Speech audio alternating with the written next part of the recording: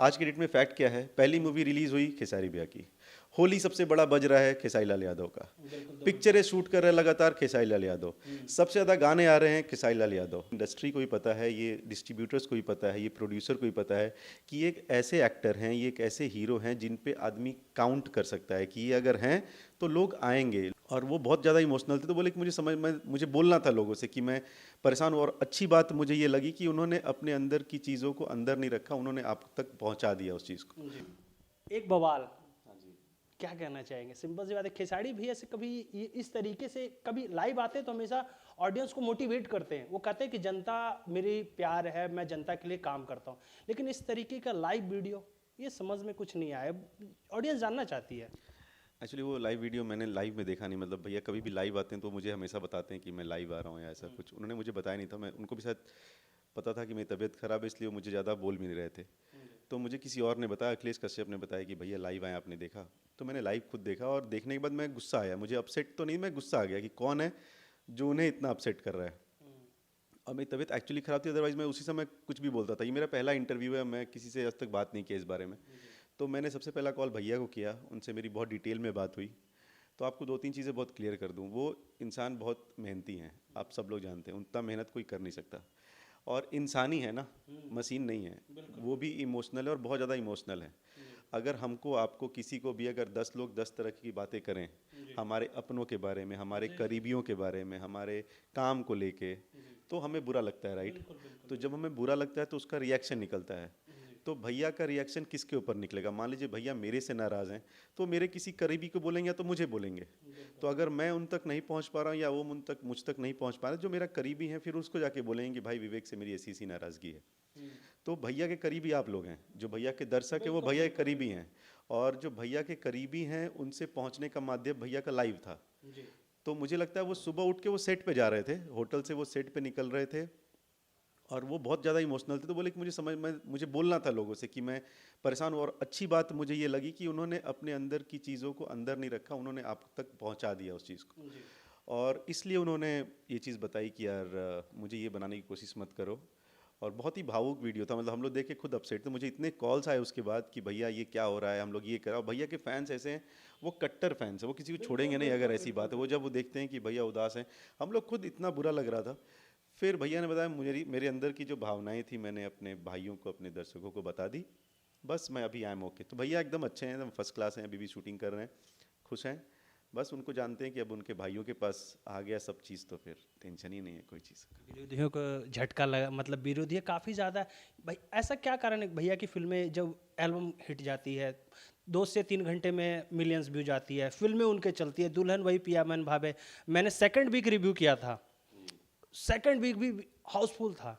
तो क्या इसके चक्कर में इन्हें घसीटा जा रहा है, लपेटा जा रहा है? आप एक चीज़ नीजू भाई ध्यान दीजिए कि जब बॉलीवुड को अभी थिएटर्स में पब्लिक नहीं आ रही है, तो बॉलीवुड को याद आ रही है सलमान खान की, कि उनकी राधे जो मूवी आने वाली है ईद पे, उसको रिलीज़ करते हैं कि सबको उम्मीद है कि दर्शक सिनेमा हॉल में आएंगे।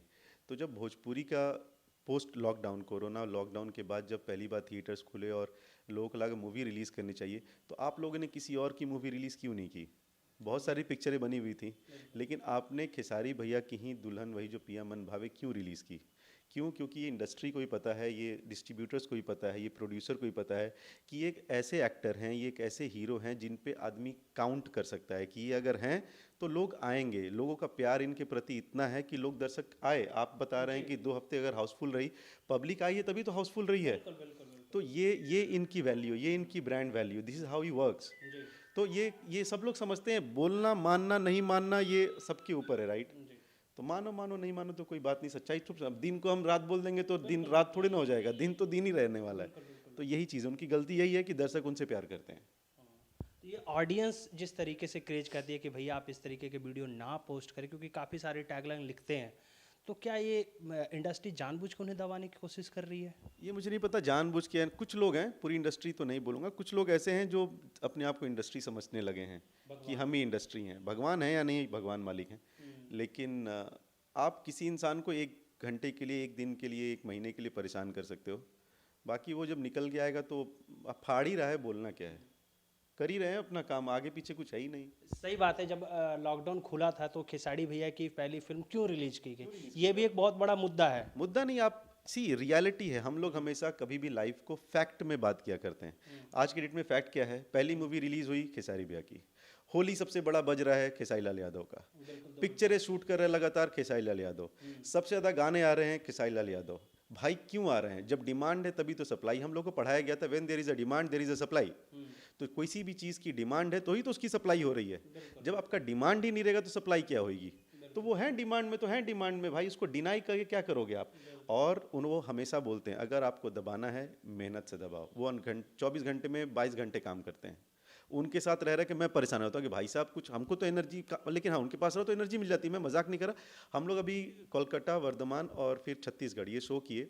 आप लोगों को बिलीव नहीं होगा, वो ऐसे एक्टर हैं। मैंने उनके लिए फ्लाइट की हुई थी कि हम लोग रायपुर जाएंगे भैया, कोलकाता टू रायपुर, रायपुर से हम लोग छत्तीसगढ़। बोले नहीं नहीं यार टाइम लग जाता है बेटा, एक काम करते हैं हम लोग बाइक का रोड चलते हैं। हम लोग 42 hours means Vardhaman to Chhattisgarh, फिर छत्तीसगढ़ टू लखनऊ, ये टोटल 16 घंटे मिला के 42 या 41 आवर्स का हम लोगों ने रोड ट्रिप किया है। उसके बाद मैं तो आके ऐसा सोया कि बता, और वो आदमी गए और उन्होंने कहा सॉन्ग शूट था, उन्होंने शूट किया है। इतनी मेहनत करो फिर आगे की बात करेंगे ना। पहले उनके लिए काबिलियत तो बनो, उनके सामने खड़ा तो हो, उसके बाद आप बात करो। सर फर्स्ट और सेकंड के बीच में जब गैप 1 से 10 का अगर पैरामीटर है, और फर्स्ट और सेकंड के बीच में अगर गैप 1 या 2 का होता है तो समझ में आता है। यहाँ फर्स्ट और सेकंड, मैं मेहनत की बात कर रहा हूँ, उसके बीच में 9 का गैप है। तो ये बहुत बड़ा गैप होता है। वहाँ तक पहुँचते फिर बात करते हैं। एक और सवाल कहूँगा कि काजल राघवानी ने एक स्टेटमेंट दे दिया कि मुझे स्टारडम बनाने में पवन जी का हाथ है। और जबकि ठीक है स्टारडम मान रहे हैं, लेकिन कहीं ना कहीं स्टारडम को मेंटेन खेसारी भैया नहीं किया ऐसा। हम एक सब लोग पता होगा, एक कहावत है कि नंबर 1 पे पहुंचना इजी है, वो भी डिफिकल्ट चीज़ है, बट एक बार नंबर 1 को आप पहुंच सकते हैं, उस पोजीशन को टच कर सकते हैं, उसको मेंटेन करना बहुत डिफिकल्ट है। इस बात को ना मैं डिनाई करूंगा, शायद भैया भी डिनाई नहीं करेंगे, काजल जी ने तो डिनाई नहीं किया है कि उनको, चलो उनके गाने भैया के साथ आए थे, पवन भैया के साथ, और उनके गाने बहुत पॉपुलर हुए तो ऑफकोर्स वो लाइमलाइट में आ गई, तो नंबर 1 पे पहुंच गई। लेकिन नंबर 1 पे पहुंचने के बाद भैया की मूवीज़ उनके साथ लगातार आई हैं, एक से एक सुपर हिट गाने उनके साथ आए हैं, तो ऑफकोर्स उसको मेंटेन करने में भैया का बहुत बड़ा योगदान है। वो काजल जी भी जानती है।